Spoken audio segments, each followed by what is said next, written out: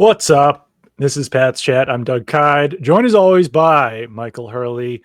Michael, the Patriots are going to have a third head coach in 3 years, roughly an hour and 15 minutes after the Patriots beat the Buffalo Bills. Jerod Mayo was fired. Robert Kraft released a lengthy statement apologizing to fans.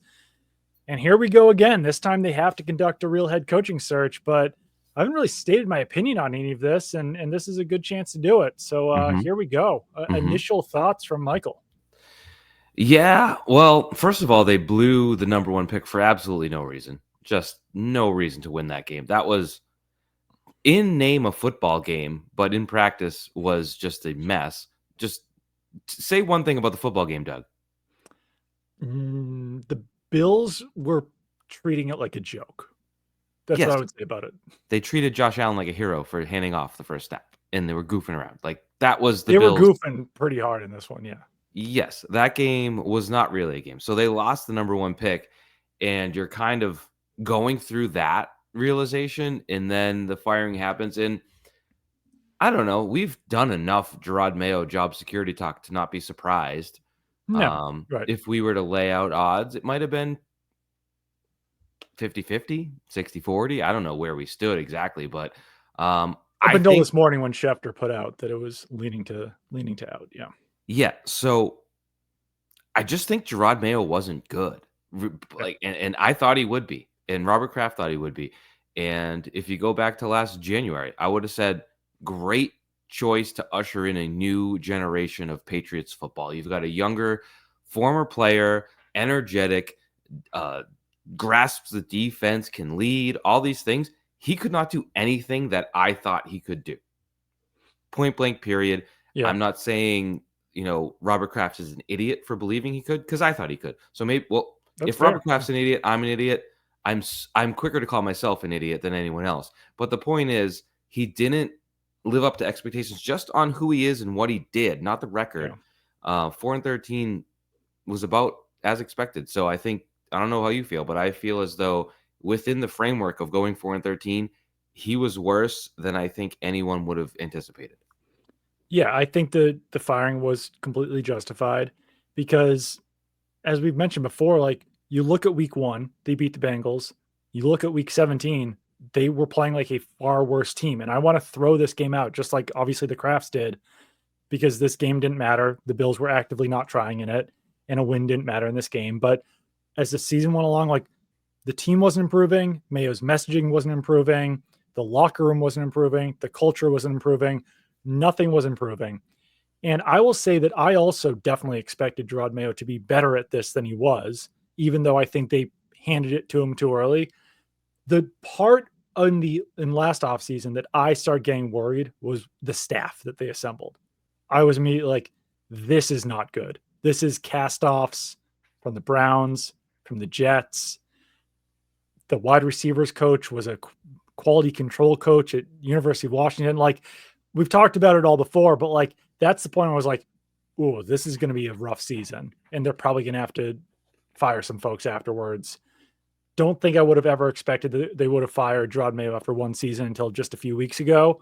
But like I said, it's justified. Like, we'll get into all of it, but even just this week leading up to this game, Jelani Tavai on WEI saying that Pat should know their place. Pats fans, not the Pats Pats. fans, yeah, Pats fans should know their place. You asked Jerod Mayo about it a couple hours later. He gives the correct answer about it. Then we go into the locker room, talk to Jelani Tavai about it. He doubles down on his original statements. Like, this isn't a head coach that has control of his team. This isn't a head coach that has control of his messaging with the media. So why would you expect players to have control or messaging with the media? And it was just a disaster. And I don't know where Jerod Mayo goes from here. I know the Patriots are going to improve moving Mhm. forward when they are able to get a pretty real regime in here. But in that way, you do kind of feel bad for Jerod Mayo that he was handed the reins too early. You're not going to say no to a head coaching job, but he wasn't ready. He wasn't prepared. He was handed or not handed, but he assembled a bad staff. He had a bad team. And all of those things can be true while also saying that it's justified to fire him. Yeah, and I said it, I don't know, 5, 6 days ago. He had no urgency for this year. And Right. the comment that stuck out to me was like, I can't build this foundation of a winning culture in year one.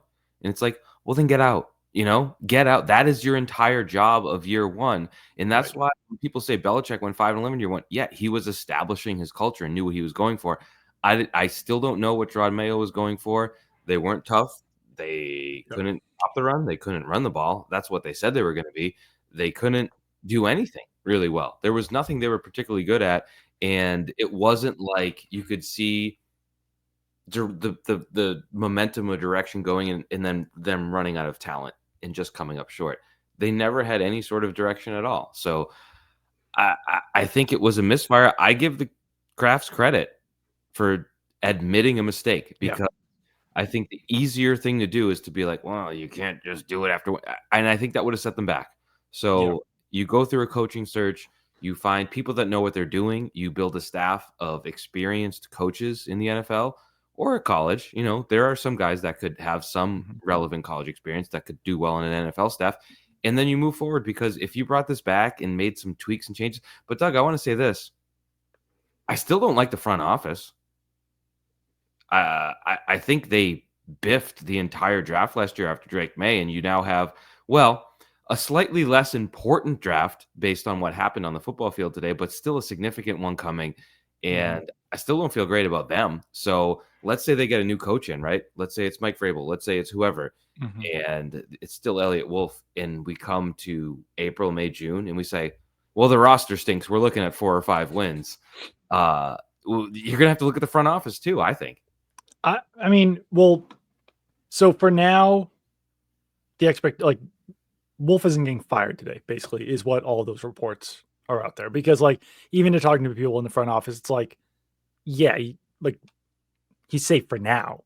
But they have the realization that if they hire a head coach who doesn't want Wolf, then Right. it's still possible that he could be gone. I don't think that it's assured that he's gonna be back in 2025. I know I've been I don't know if I need to get into it again. I do think that Elliot Wolf knew more about what he was doing than Jerod Mayo did. And there were many missteps. You could go through all of them. And even the re-signings, a lot of those haven't worked out. But I do also think that part of this for the front office was saving cap space for when the team could be competitive. Now they got to spend it. And they have to be able to prove that they can sign good free agents. The draft class has to be a lot better this year. I think they reached on players. I think they were trying to fill needs. It didn't work out. But I also do think, especially in the Jalen Polk case, the coaching and development did have a massive part in his lack of success. There's literally no reason why a wide receiver who was widely expected to be a second round pick would have 87 yards in a season. Mhm. That's not a lot of There's yards. just players who were drafted in the fourth, fifth, those guys have more than that. So that I think tells you how bad the development within the team was Mhm. and why there had to be a change at head coach or even in the staff overall is that a player's just not that bad. There's no way that a draft pick can be Some that are. bad. Some are, but I don't think that player is. Right. So I do. That's why I do think it's fair if they choose to do this to give the front office another year with an actual coaching staff in place, because there were legitimately some people on that staff who probably didn't deserve to be coaching in the roles that they had. I was Were going to you in say the something. Were you in the post-game press conference for Jerod Mayo? I was, yes. Tell us about that. Tell me about that because I was not. I mean, in retrospect, after watching it, it makes sense that I don't know if he knew he was going to get fired. Probably had some idea. It was his tersest press conference, I would say. I asked him why Jalani Tavai was benched, and he wouldn't give an answer.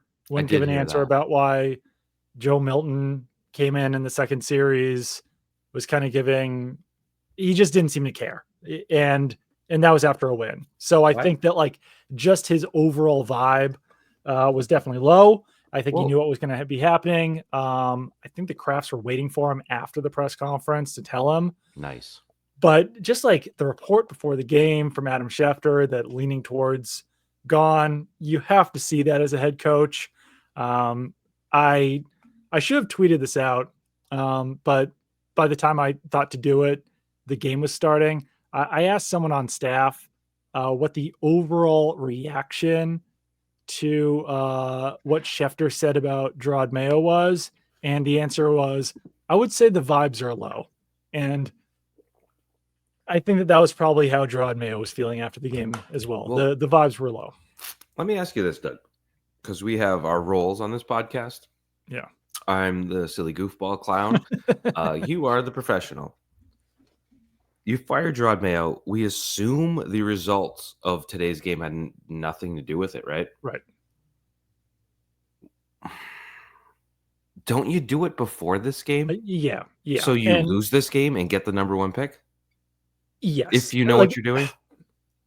It is kind of crazy. But but then who do you have be the head coach? Is Jonathan Kraft? Who cares? Is Robin Glazer? Is Alex Van Pelt, the but guy on the Jets has been doing it all year.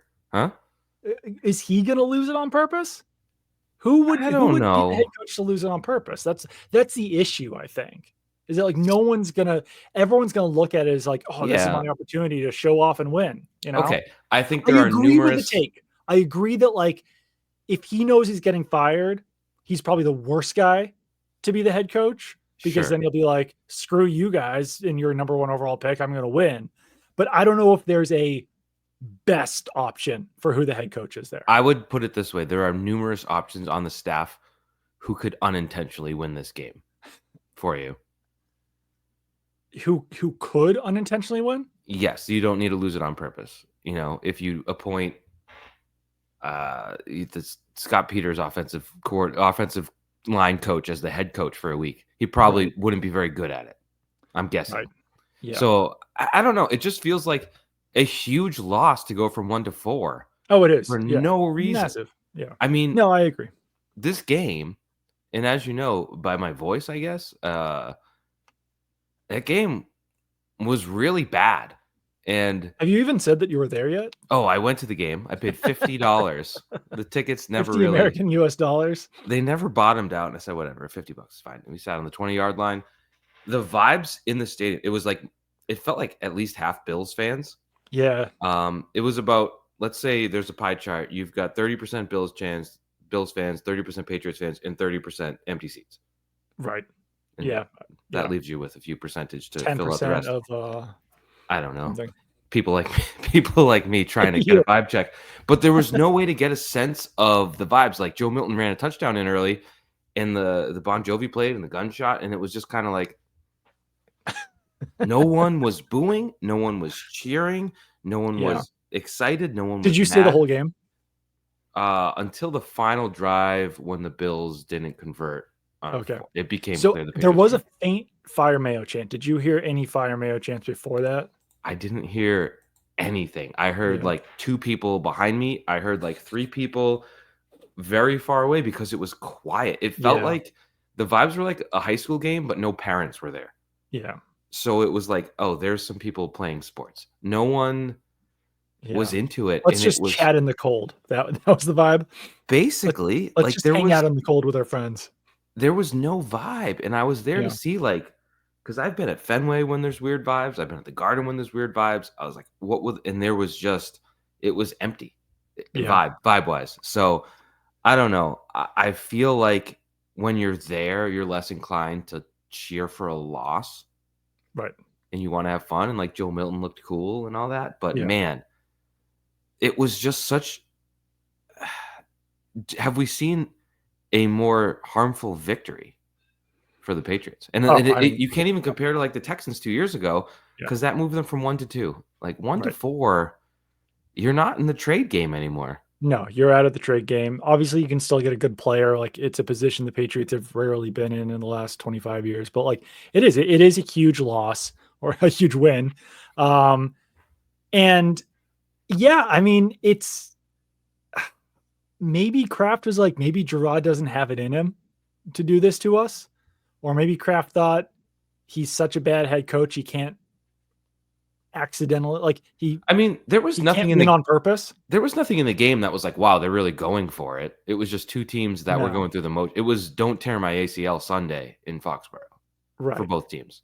I think, and they were trying to get players to earn incentives, like Austin Hooper earned an incentive. I think Antonio Gibson was playing because he needed like 140 yards to hit an incentive, which he didn't do.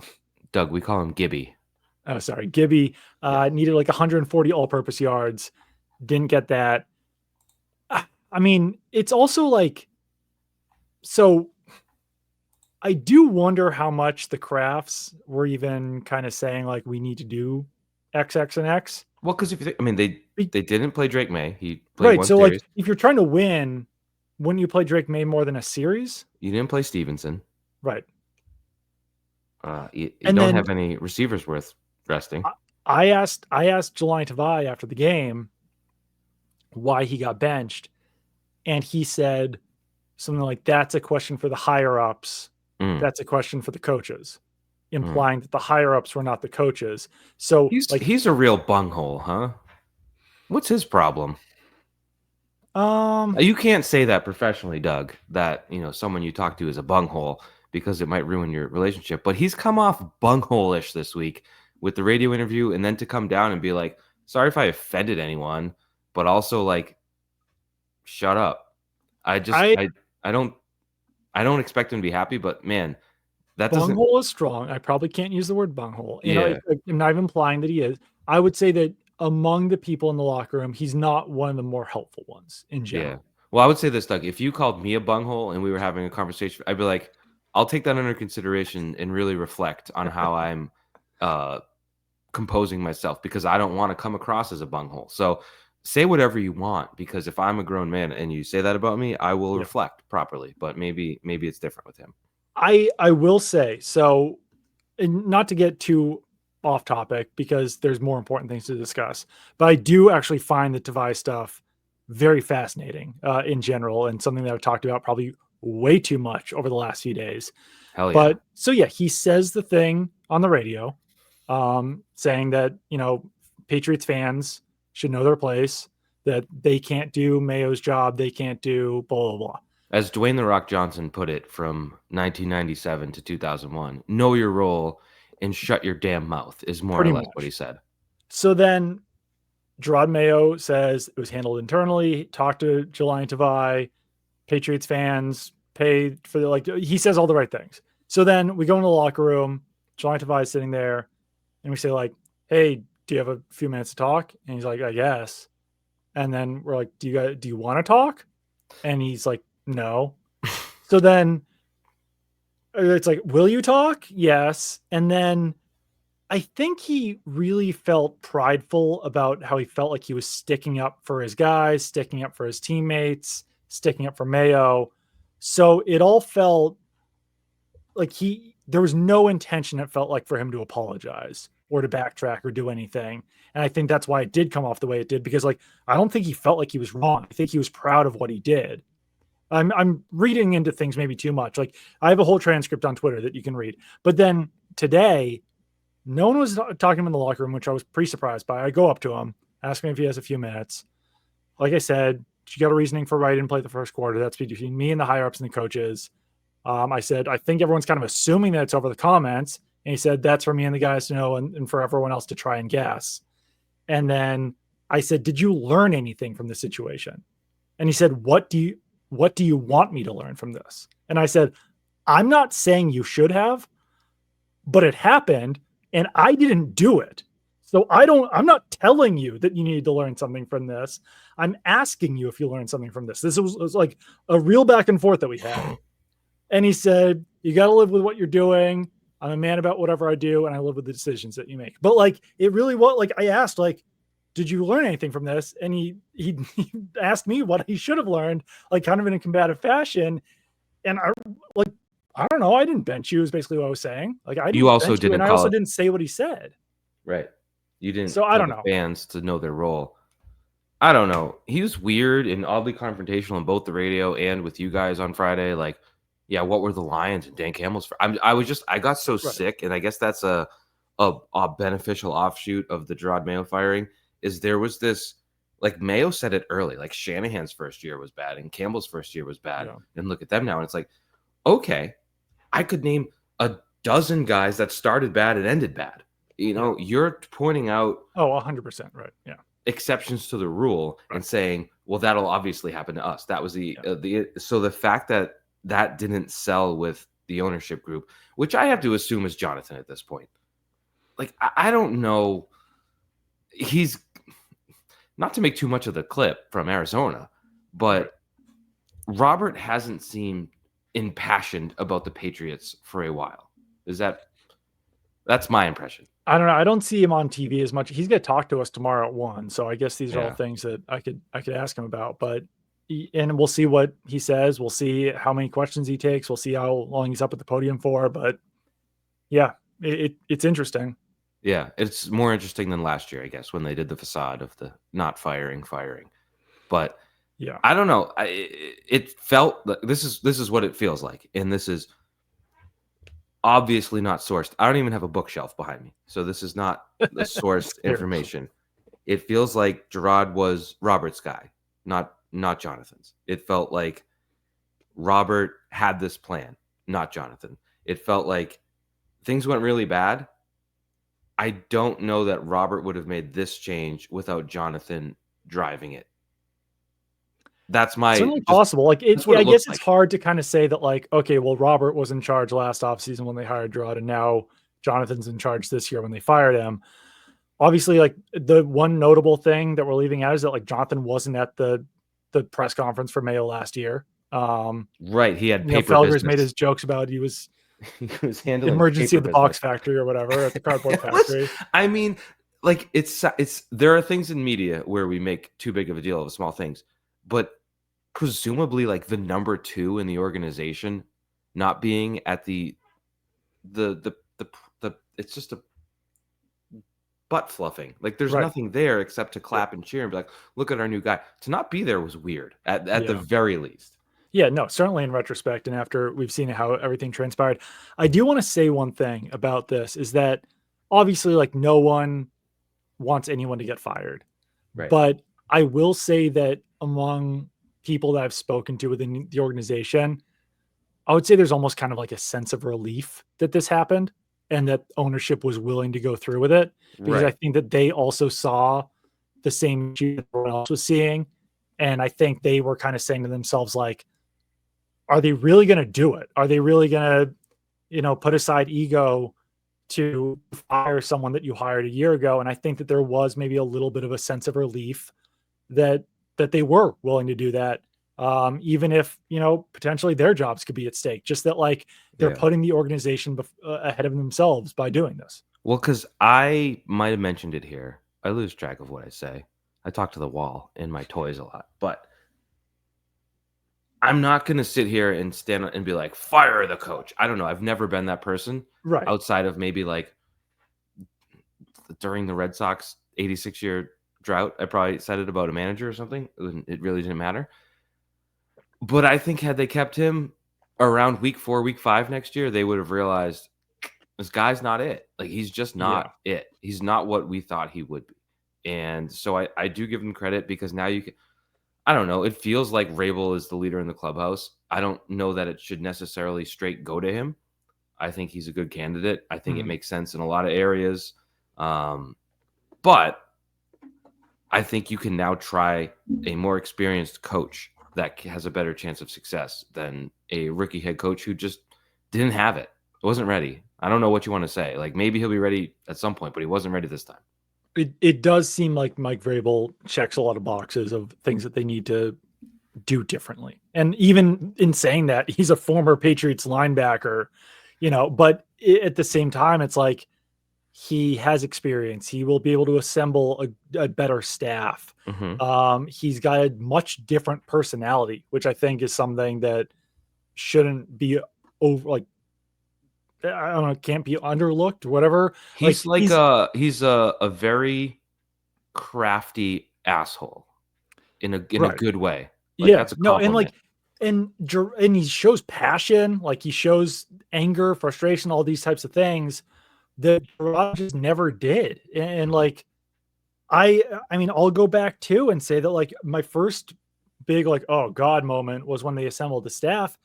I would honestly say my second one, I don't think I'm overlooking anything from training camp, but like after that week 1 win, when they beat the Bengals, and Jerod was doing like a victory lap on his post game video conference call and on Yeah. WEI, it was just like, oh man, I think he's too. I don't think he gets it. Like And I they don't gave think he out gets what he's got himself into because like in that I think it was on EEI he said like we will always be able to run the ball. And if you stop us, then we've got an answer for that. And it was like, you have a bad team. You guys barely moved the ball against the Bengals. Like these words are going to come back to haunt you. And they did. Cause like, I think that like they didn't have an answer and they weren't able to run the ball all year and they weren't able to stop the ball all year. Like it really did feel like he got, I don't know, a little bit over his skis in that moment. And as a head coach, I do think that you have to be more composed and right. like, and I don't know. I know I'm saying that and also saying you didn't show passion, but like, I don't know. Maybe it's just all in hindsight. And if they were winning, I'd be saying great things about all these things, but like, it never felt right from the time the season started. I would say this, and I said here, there was a lot of loser ball this season. There was a lot Yeah. of just loser moments where it's like that's losing football, that's losing mentality, that's something that a loser franchise does. And it's the stuff, we'd sit here in New England for years and years and years Right. and laugh at other teams for being clowns and jokes. And it just sort of permeated everything here. So whether that's all on him, I'm going to cough right now. So I'm going to just drink this water. It wasn't going to get better magically between now and September, I don't think. No, And I completely agree. Even with a better staff, even with everything else, I don't think that it was going to get better on its own. Yeah. We can go back to Mayo as we go along in this podcast. I did want to talk about the game that we witnessed for a little bit. So The what? The what? Excuse me? Game might be strong. They kept score. Exhibition. They kept score, yeah. and it really set the Patriots franchise back. So I'm dying. First of all, here, Doug. Joe Milton, maybe we should give Alex Van Pelt some credit for this, but like Joe Milton looked like he took like 15 steps between preseason and this game, both of which were coming against backups. Quite honestly, preseason was against worse players. Joe Milton looked about 20 times better in this game than he did in the preseason. So first of all, applause for Joe Milton. Looked good. He was cool, man. And that's despite the worst shotgun snapping I think I've ever seen. Was it, help me out, was it James Ferentz in 2019 who took over? No, it was Ted Karras who was like lofting them. And Brady would be there and be like, his whole body was going. He's still waiting for the ball. That was today to an extreme. Like it was distracting to the. There was like timing issues too. There was false starts based on the one. They didn't even call that there was a timing issue. Yeah. Snapping was an issue. So he overcame that. The touchdown pass was cool. The touchdown run was cool. I don't know. He looked cool. The non-touchdown to Demario Douglas was cool. Which one was that? Coolest of all. Where he like pulled a Drake May and scrambled around for 16 seconds, delivered a strike to Demario Douglas, and was held on the play. They also determined that Demario Douglas didn't catch it, but great play by Joe Milton. Yeah, cool stuff. You'd like that to happen in a loss, but it didn't. I was sitting in front of Bills fans who were cheering for the Patriots, so that's where you were at vibe-wise. Well, because like for the Bills, why would they want to win that game? It's to give the Patriots number 1 overall pick. So like like we said earlier, the Bills were just goofing. They had a chance to kick a 53-yard field goal. And I don't know, you were in the stands for this. They didn't do it because the punter had an incentive in his contract for punts inside the 20. So instead of kicking a 53-yard field goal, they let Sam Martin punt a ball inside the 20 to get an extra however much money. And like the area where we sit in the press box, all the Bills beat writers are behind us. And like, they're like, I love the Bills beat writers, but like, they're all like, kind of like wiling out over it. They're like, you got the incentive, like $100,000. Yeah. Like not like they're not cheering for the Bills. I want to like make that abundantly clear that like, they're very professional and everything, but like they were so cognizant and aware of every single incentive that the Bills had to hit. And like, well, Von Miller got the sack early. He did. That was $1.5 million. Mac Hollins stood out because he was really celebrating. He got $50,000. James Cook played early to hit 1,000 yards. Okay. Then they pull him. And then every time they're in the goal line, they were giving him the ball because I think they wanted him to break OJ Simpson's single season rushing touchdowns record. He tied it, but like that's where their focus was. And even like you would think you'd want to give Mitchell Trubisky, their backup quarterback, a whole game. Like, stay warm. Like, let's see what you can do. No, in the second half, they pull him for Mike White. So like it was beyond not caring. They also they tanked it better than the Patriots did, for sure. Yeah, I mean, that was my lead. The Bills are better than the Patriots at everything, including losing on purpose. Even like I think the Chiefs, say what you will about their backups against Denver, they're not standby final score. They're not 38-0 worse than the Denver Broncos. They lost and they kept the Bengals out of the playoffs. Like there are teams that are inspired to not help any potential rivals, and the Bills did it very well. You don't begrudge the players that are on the field because they'll never, I don't know. The Colts kind of quit last week in New York, but that was just a bad effort game. It's not like they got together and like, guys, let's do this for the team. Right. So the players on the field that are going to do it, it has to be sort of at a larger level. And I mean, they IR'd a bunch of players. Hunter Henry didn't play. We know Gonzalez was never going to play. There's really Peppers, Jalen Polk, Ben Brown, Ramondre Stevenson didn't play. So like, they attempted it. Drake May really didn't play. Yeah, Drake May. But like, that's the thing. Like, you played Joe Milton. That was kind of what we talked about. Like, what if Joe Milton's kind of good? And the touchdown, like, that was a good play. That was an individual effort. There was a hole in the defense. It's not like the Bills weren't trying that were on the field, right? Like, it looked like a representative effort on both sides. It just, you have to do more to lose. So that's why I get in, and it comes back to Mayo, where it's like, did they fire him today because they won? Did they fire him because they won? Right. No, I don't think so. No. Yeah. So fire him Wednesday, Monday, Tuesday. Like, to go into this week in that state, to have this, like, you have to, it was very important to lose, and they didn't. And I don't know, name me, there's people that think, and you tell me if you're one of them, that losing on purpose sort of generates a loser culture, and it's hard to get out of that because you are losing. I get it in theory. I don't know that there's any, in a world of analytics, I'm not sure that we can prove that one to be true. That if also, you lose, why is what the Patriots did today better than losing on purpose? Like, they still tried to lose and didn't lose. So like, at least accomplish the goal. Yeah. I just think, I get it in theory. I really do. Like, you don't want to build a loser culture. I've lambasted them for loser football throughout the year. But let's say they lose today, get the number one pick. There's 60-something guys on the roster with the practice squad.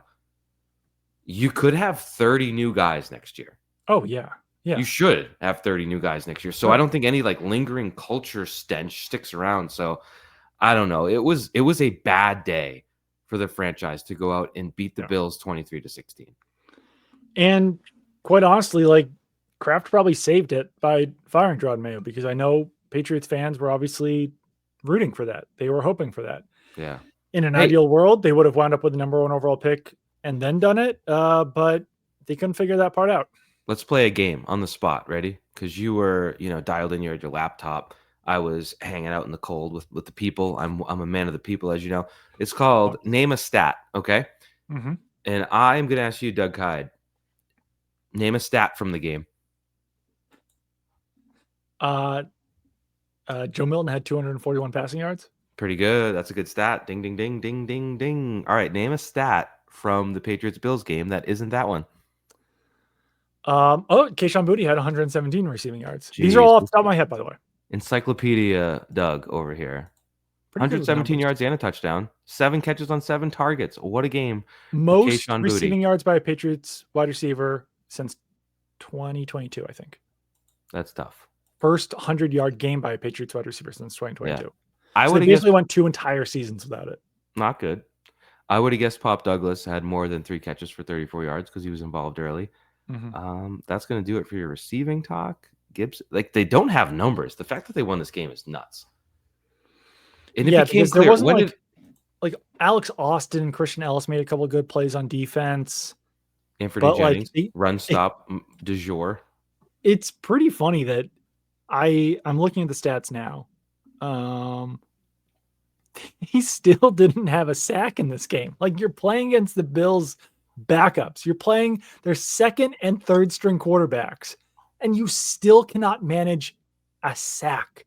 Mm. They've made excuses after excuses. Oh, it's because we're playing mobile quarterbacks. Oh, blah, blah, blah, blah. They still aren't sacking anyone. And 2 It's quarterback hits. crazy. And Crazy. that's on 32 pass plays, so it's not like they weren't passing. When did you know they were going to win? Because it was back and forth early. They go up 7-0. It's tied 7-7. They go up 14-7. It's 14-10 at the half. And then the Bills took the lead 16-14. At that point, something has to go off like an alarm bell. Like, we are now losing. I don't know what you do. Like, maybe put Brissett in. Maybe it's hard. Like, I'm going to admit, it's hard in that moment if you're the head coach to say, I don't know, Cole, good job, you're out. I don't know where you go with that, but when you are losing in the second half and then you mount a 12-play, 54-yard field goal drive to take the lead, I'm not going to lie. tricky. I got scared when the Bills missed the extra point because then I was like, there's a path to win this game. The numbers were off at that The point. numbers were off at that point. When a field goal could win it, I was like, oh, God, they're probably going to win this game.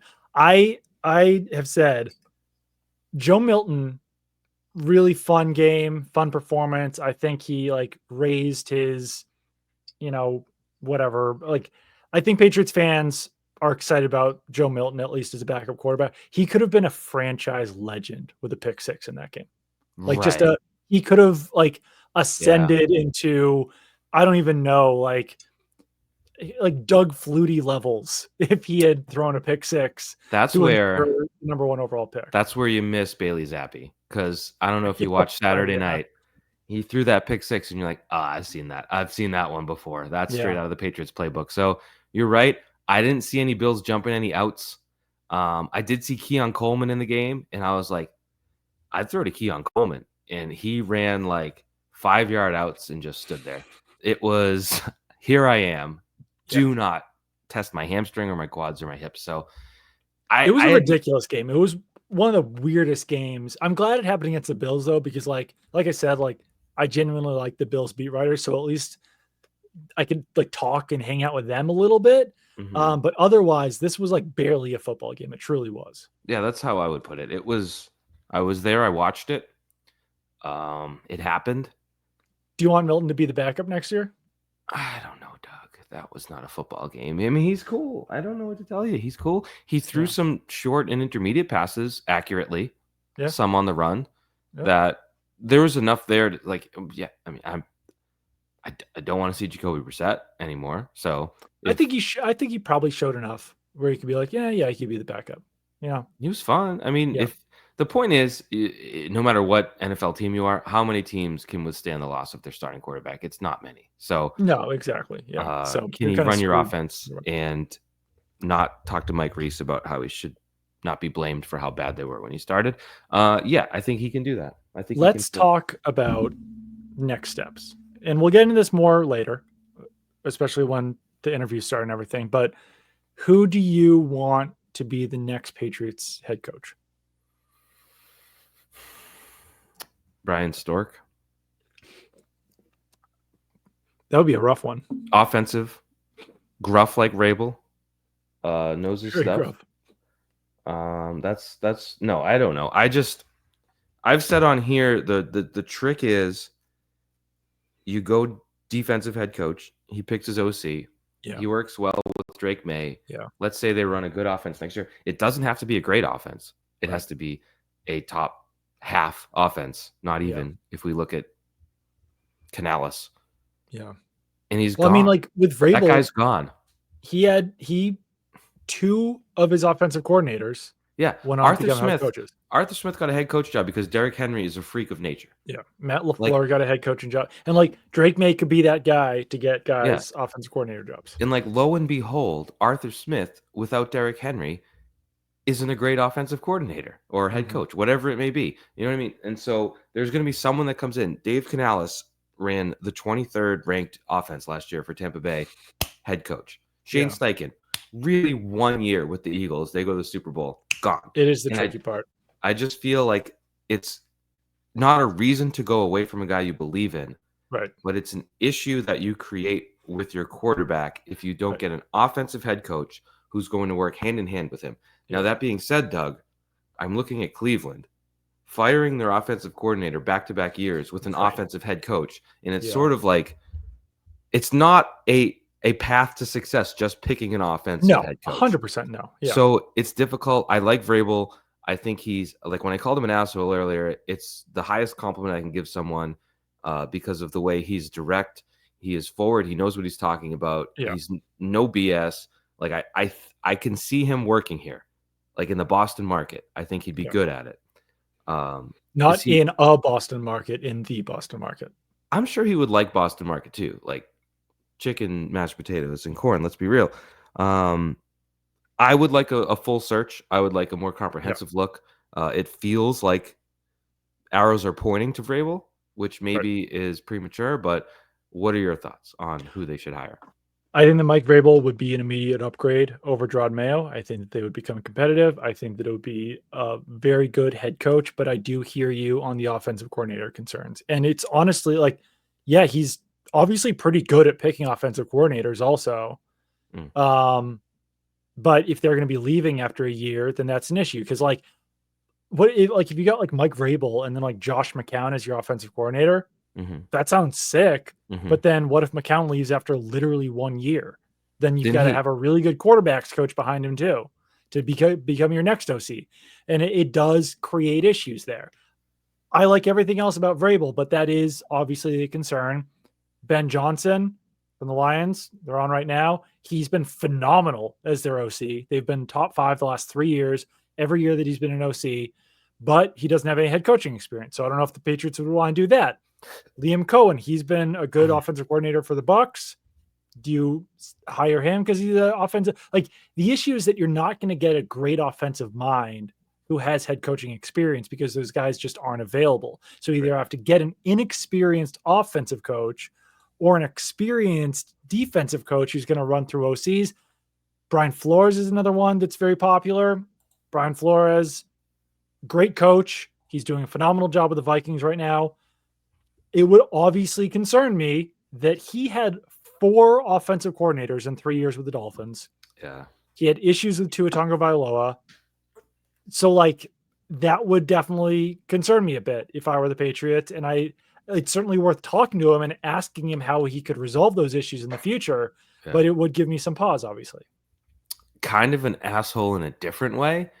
Only 95% a compliment with Flores. There's something there that's kind of like, kind of, I don't know. I feel like, yeah. And I will also say that like Tua and Drake May are different human beings. So like Tua calling Brian Flores a terrible person this August on the radio, maybe Drake May would be like, I like being coached hard. You know, I think it seems like from what people have said, Flores might have taken that a step or two too far, but maybe he's also learned his lesson from that. But it's another issue that we have with, sure, you have the defensive head coach, but then you're going through OCs over and over again, over and over again.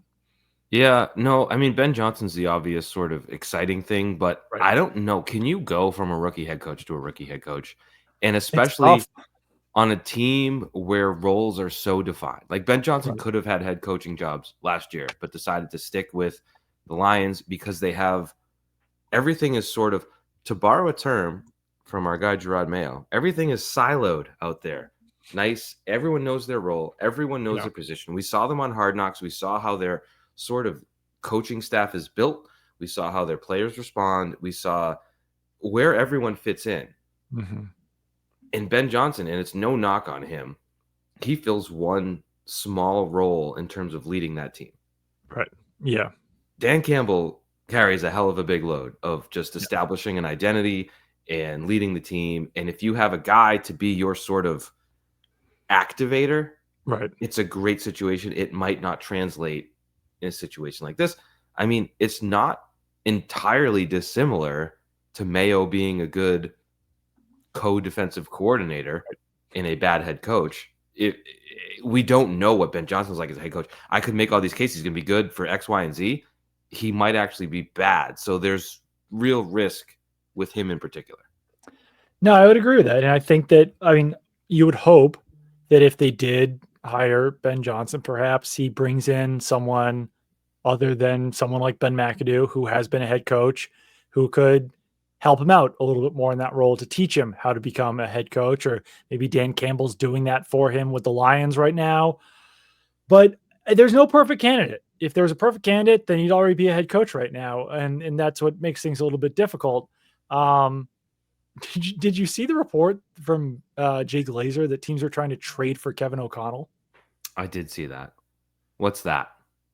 It just seems like Jay Glazer is like a great reporter, but like, why You the tell hell me, would Doug. the Vikings trade Kevin O'Connell? You're Doug. You got books. You got stuff. I'm over my shoulder here. The Vikings are playing for the 1 seed in the NFC. Am I wrong about that? Like what? Yeah. I think it's all just a contract ploy of like Kevin O'Connell is on the last year of his contract and wants like a massive deal, and this is the bargaining point or whatever. But it's like, I don't like the Wolves would just have to be insane to trade Kevin O'Connell after what he's accomplished. Would you trade the number 4 pick for Kevin O'Connell? We literally had that conversation in the Oh, food area of the Patriots press box. Number 4 is steep for a head coach. What like do they maybe trade for you trade Belichick? 2026. What was the trade for Belichick? Like Mid first, 15th, maybe something like that. Because like Pete Carroll never went worse than like 8-8 or something, right? I think they were about that in '99. So let's see. Yeah. Hold on, ready? Oh God, the internet.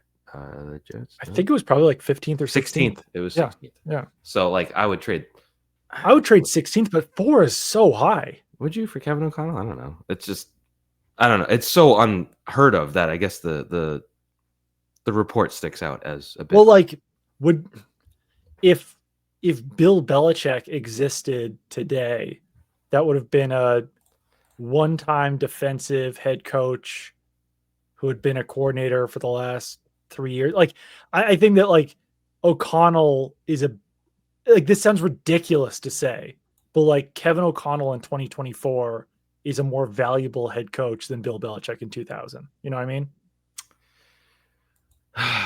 Yeah, because if Bill Belichick was regarded as highly as Kevin O'Connell right now, then you would have had a head coaching job before 2000. So like, yeah, if you're willing to give that up for Belichick in 2000, then like you'd probably have to give that up for O'Connell in 2025. I guess if you do the inflation on the rate of that, it's probably 16-4 probably checks out. But I don't know. Well, no, but I don't know. 4 is steep. I really don't know if I would give up 4. 4 is so steep.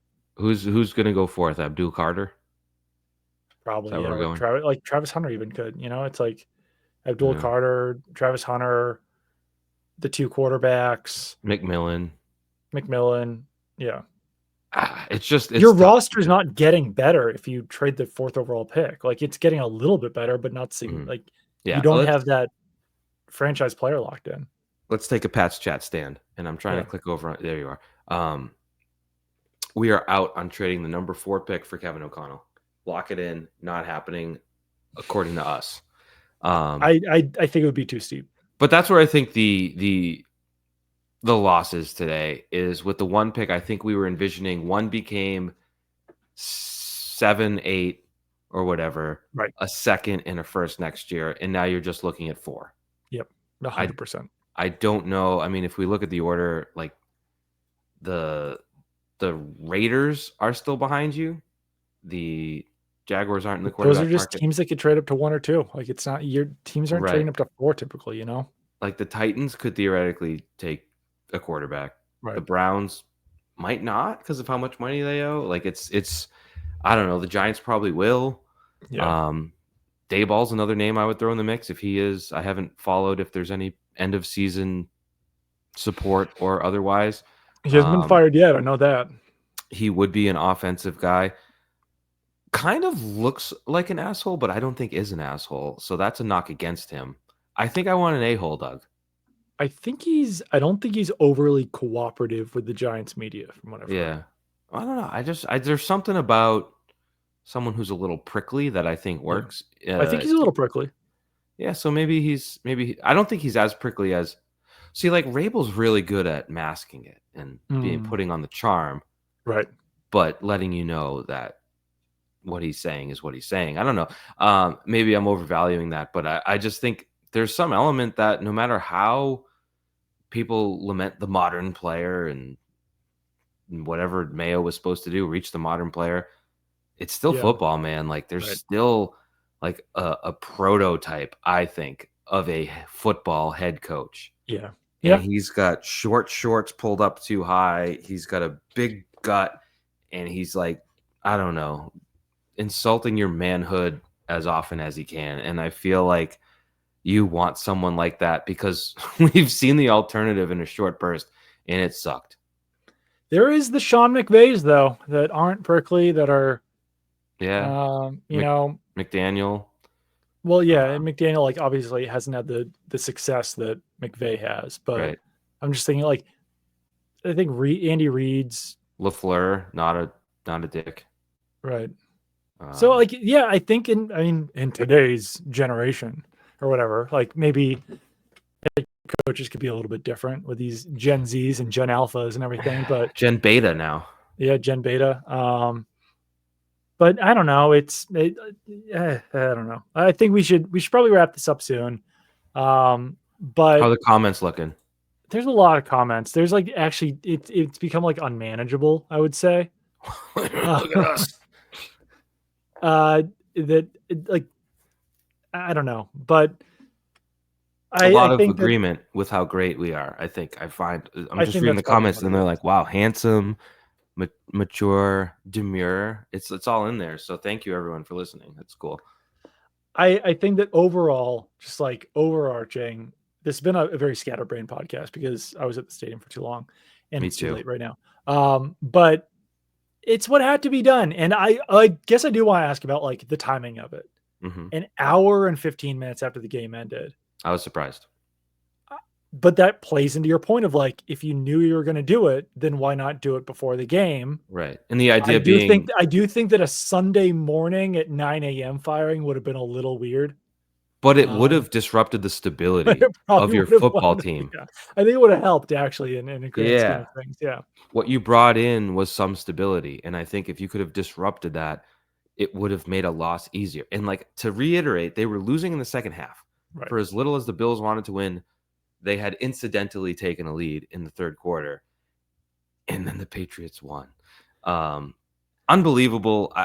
But I give the Crafts credit for doing it. And like, honestly, if I'm being completely honest, some of it's selfish because if we had written a bunch of post-game stories coming off that game, they weren't all going to be posted like game stories, but like we had a plan in place to be like, all right, our notes lead is going to be on the Schefter report and Mayo's job security. And then we're going to write about Joe Milton and July and Tavai, and we're going to have a game story and all these things. If we had written all of those stories and then at 8 p.m. the news comes out that Mayo's fired, I would have been throwing my laptop in the air, being like, why did I waste all this brain power on this stuff that doesn't matter? So like, thank you to them for helping me today by not having to write those. Literally the second I was sitting down in my seat in the press box, the Bills writer said to me, Mayo just got fired. I went, all right. Yeah. Real work begins now, I guess. So you've stated no one on this listening to this podcast will ever feel bad for the beat writers, but today they don't even have to think about feeling bad for the beat writers. You don't even have to think about feeling bad for us. It was literally, So not only did the Pats win the big game, they also won it for the beat writers I'm going to make too big a deal about it. I brought it up once. You brought it up for me a second time. They fired him today. They knew they were going to fire him. They didn't say, oh, crap, we won. Fire Mayo. It was decided. Right. Like, obviously nothing, unless they told him to lose the game and he chose to win it instead. Nothing. Like I Nothing don't. in the game could have caused them to change their mind to fire him. But even still, I mean, I watched the game. There wasn't like some masterclass in coaching that led to the victory. No, but I there don't also was know. nothing crazy happened in the game. Like, maybe they looked at the fan reaction and decided, but, like, I don't see how anything during that 3 hours led them to firing him. Right. So that's Yeah, my point yeah, is you had to lose this game. You've hurt the franchise by winning this game. You've and that's a multi-year effect. You've lost out on 2 top 40 picks that you will now not be making in the next right. 2 years. Yeah, Fire him last night. Fire him yeah, Monday. The 40-7 loss on Saturday last week must have been the deciding. All right, we're done. Between that right. and the Cardinals game out of the bye, they made that decision I to mean, let him. honestly, I think the Tavai stuff probably didn't help either. I've got to imagine that the hay was in the barn to put How many times can you be embarrassed by comments of the media yeah. before you just say, like, "We're done. We Well, can't do this anymore"? there were 2 stories this weekend. One was by Andrew Callahan. I don't know if you know him. He is That guy also just sucks. total asshole. Yeah. Speaking of that, a little prickly. But I read his story yesterday while drinking my coffee, and I'm like, and it was like 10 times Mayo put his foot in his mouth, and it was like, damn. Yeah. And he What actually, like, forgot some too. There Like, were some yeah, absences, and yeah, obviously Twitter chimes you in with yeah, where those are. But reading and I think we've been clear, like what people say publicly doesn't necessarily matter to like a super important degree. But when you are the speaking face of a franchise, it is important. well, And it happened so many times. from the jump, like the burn some Yes. cash right up until now. And it's just that one. And then Shaughnessy, all due respect to him, I didn't read it, but I saw his headline, and it was like Patriots have to fire Jerod I Mayo, read and it that, was yeah. like, Dan's not really plugged into the day to day of the Mhm. Patriots, I would say, but he is plugged into the crafts. So Mm, when I saw that one, I was kind of like, I don't think he writes that because he wants to say that. I think he writes that because he's got an inkling. And so right, to me, like the direction was heading there. And I guess the yeah, larger point is, if you were going to fire him today, what did you do for Jerod Mayo by keeping him until today at 515? right, His win yeah, percentage improved incrementally to 4-13. I just feel like it was bad. Like he should have gone in with everything stated today. Like yeah, teams that needed to lose today, like the Titans lost. Like yeah. the Browns lost yesterday. They Browns were lost. never going to win that game. They were 20-point underdogs, and they were flirting with covering, Yeah, and they still didn't. That's yeah, how well they lost. Like they're better at losing than you. yeah. So I just think keeping Mayo today was a mistake. If that was the decision, he should have been fired ahead of time. You should have had a disruptive, chaotic week to lose today because it was important. Do you think Jerod Mayo has a job in the NFL this season? Your internet chopped. So what did you say? Do you think Jerod Mayo has a job in the NFL this season in No, 2025? no. I think he's going to be. I think he's paid decently well. I'm guessing he had more than a 1-year contract. I'm thinking he's going to reset. And remember, now I think Phil Perry reported this. If not, well, I don't want to share stories out of school, but I'm gonna like it was last year. It feels like Mayo's interviewing elsewhere thing leading. There was a power play involved where it was like, well, I live here, and I'm gonna go live somewhere else now, I guess. Or it was the Philly job. Mm. He was gonna live here and like commute. It's like I Oh, just love living near the stadium, something like that, where he liked being here. So I don't think he's in a rush to leave the area. I think he'll be paid well. I think for his sake, because he checked all the boxes of a promising rising coach for years. He's going to have to figure it out. I don't know who it is because the one head coach he has experience with is at North Carolina, and I believe that bridge is burned. So I don't know I where he think he's goes. gonna have to start back as being like a position coach. I don't like I maybe some team surprises me and hires him as a defensive coordinator at some point, but I would also say that it's possible that his view of this region has changed in the last year. Do you feel like that's possible? Do you I think that do. there's a Yeah. maybe more of a negative connotation now? Mm. He's a family man, though. He's got kids. Loves living Yeah, near Gillette, apparently. So I don't know. It's if you're another team and you look at it, you're not rushing the way you were maybe 3-4 years ago to interview him and see what he can bring. Especially, I mean, the defense sucked flat out right. this year. I don't know Yeah, what they finished. We can look at the numbers as the dust settles, but right. This performance probably helped them. But, all right, I got to put a kid to bed. We got to go. We will do another podcast as more information drops. We'll talk about Robert Kraft tomorrow, but oh sorry my about that. god. It's Oh burped on my it. It was god. disgusting. Um, Jesus. That sorry, like and guys. subscribe. Actually, like and subscribe on YouTube. We are YouTube stars now. It's true. I refer Like to and myself like as and a subscribe YouTuber. for Michael, not for me. That was bad. But all right, guys, we'll talk to you later. Bye.